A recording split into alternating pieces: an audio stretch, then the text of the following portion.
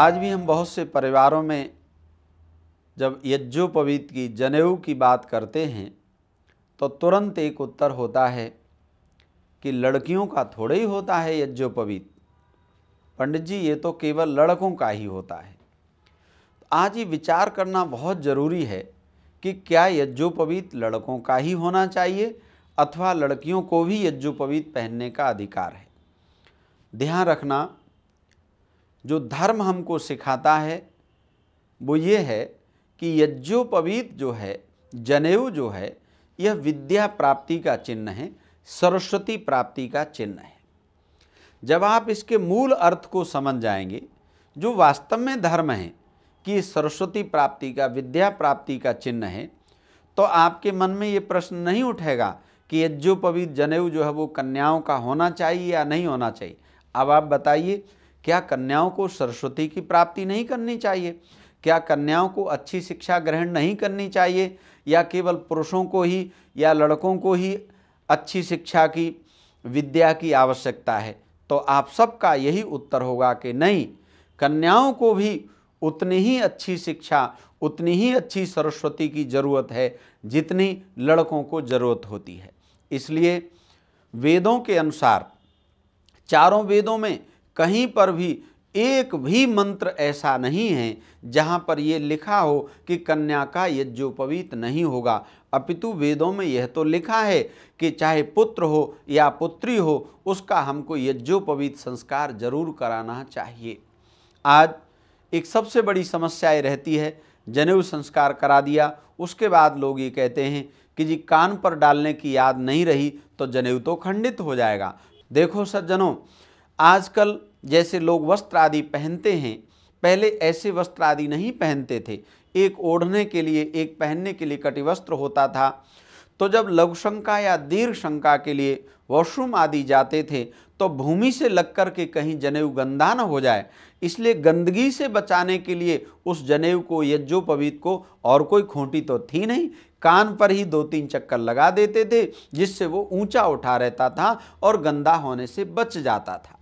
इसलिए इसके कारण कि हम कान पर नहीं डालेंगे तो यज्ञोपवीत खंडित हो जाएगा, आप जनेऊ पहनना बंद मत करिए। चाहे पुत्र हो या पुत्री हो, उनको यज्ञोपवीत जरूर कराएं और साथ ही बता दें कि विद्या प्राप्ति का चिन्ह है, सरस्वती प्राप्ति का चिन्ह है, और ये 3 ऋणों से हमको ऋण होने की याद दिलाता है। चाहे पुत्र हो या पुत्री हो, उसके ऊपर 3 ऋण अवश्य होते हैं। यज्ञोपवीत के, जनेऊ के जो 3 धागे होते हैं वो हमें 3 ऋणों की भी याद दिलाते हैं।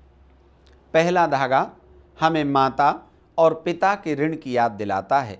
जिस माँ की कोख में पल करके हम बड़े होते हैं, उस माँ के बहुत उपकार हमारे ऊपर हैं।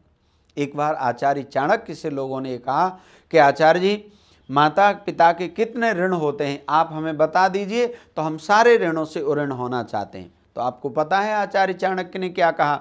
आचार्य चाणक्य कहते हैं कि शरीर पर जितने केश हैं, जितने बाल हैं, इतने जन्म लेकर के भी कोई व्यक्ति माँ के ऋण से ऋण नहीं हो सकता है। वे पिता जिन्होंने माँ के सहयोगी बन करके हमारे लिए सब चीज़ों का सुप्रबंध किया, वे माता और पिता हमारे लिए सम्माननीय होते हैं। तो इसलिए जो नई पीढ़ी के लोग, चाहे वो पुत्र हैं या पुत्री हैं, अपने माता पिता को माता पिता मानते हैं, तो उनको यज्ञोपवीत का पहला धागा पहनने का अधिकार प्राप्त हो जाता है। और दूसरा धागा हमको आचार्यों के, गुरुओं के, टीचर्स के ऋण की याद दिलाता है, जिन्होंने हमको अच्छी शिक्षा दे करके इस मनुष्य जीवन को ढंग से जीने के लिए तैयार किया। तो दूसरा धागा हमें गुरुओं के, आचार्यों के, टीचर्स के ऋण की याद दिलाता है, उनका भी हमारे ऊपर ऋण होता है। और तीसरा धागा हमें ईश्वर के ऋण की याद दिलाता है। आप आश्चर्य करेंगे, ये मनुष्य का जीवन हमको ईश्वर की कृपा से मिला। अगर परमात्मा की व्यवस्था न होती और मनुष्य के अलावा किसी भी योनि में हम चले जाते, तो आप बताओ ये कुछ काम कर सकते थे क्या? न तो माता पिता को याद कर सकते थे। जितना पशु जगत है, पक्षी जगत है, वहाँ यही तो सबसे बड़ी समस्या है कि न तो उनको माता पिता याद रहते कुछ समय के बाद में, न वो अपने गुरुओं को, आचार्यों को, वहाँ पर ऐसी कोई व्यवस्था नहीं, और न ईश्वर का स्मरण कर सकते। तो इसलिए ये जो सब सुख सुविधाएं हमको मिल रही हैं, मनुष्य का जीवन जिनकी दया और कृपा से मिला, यद्यपि ये हमारे ही पूर्वजन्म का पूर्व जन्म के कर्मों का फल है, तो ऐसे ईश्वर के ऋण की याद हमको एक तीसरा धागा दिलाता है। तो जो माता पिता को माता पिता मानते हो, अपने टीचर्स को टीचर मानते हो, ईश्वर को ईश्वर मानते हो, उनको यज्ञोपवीत पहनने का पूरा अधिकार है, चाहे वो फिर पुत्र हो या पुत्री हो। अब ये वो नियम नहीं रहा कि ये पहनेंगे ये नहीं पहनेंगे, नहीं, अच्छे जो काम है वो सब करें, चाहे वो लड़कियां हों चाहे लड़के हों, और बुरे काम कोई न करें, चाहे वो लड़का हो या लड़की हो। यज्ञोपवीत पहनना धर्म है, और यज्ञोपवीत की जानकारी करना ही वास्तव में धर्म ज्ञान है। तो हम इस ज्ञान को अपने जीवन में जरूर अपनाएं।